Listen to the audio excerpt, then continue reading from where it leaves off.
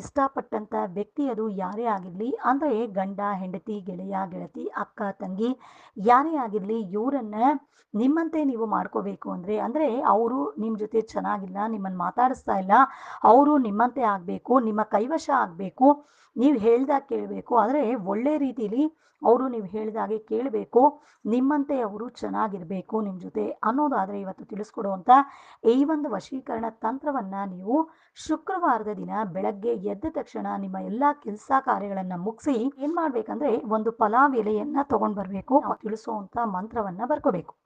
ಮಂತ್ರ ಹೇಗಿದೆ ಹೇಳ್ತೀನಿ ಕೇಳಿ.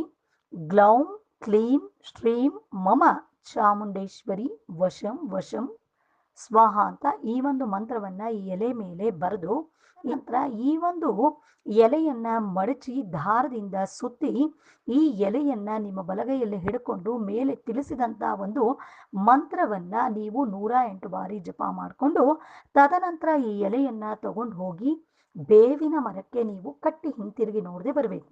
ಈ ರೀತಿಯಾಗಿ ನೀವು ಮಾಡ್ಕೊಂಡಿದ್ದೇ ಆದರೆ ನೀವು ಇಷ್ಟಪಟ್ಟಂತ ವ್ಯಕ್ತಿ ಖಂಡಿತ ನಿಮ್ಮ ಒಂದು ಕೈವಶ ಆಗ್ತಾರೆ. ಈ ರೀತಿಯ ಒಂದು ಸುಲಭ ವಶೀಕರಣ ತಂತ್ರಕ್ಕೆ ಸ್ಕ್ರೀನ್ ಮೇಲೆ ಬರ್ತಾ ಇರುವ ನಮ್ಮ ಗುರುಜಿಗೆ ಕಾಲ್ ಮಾಡಿ ಫ್ರೆಂಡ್ಸ್.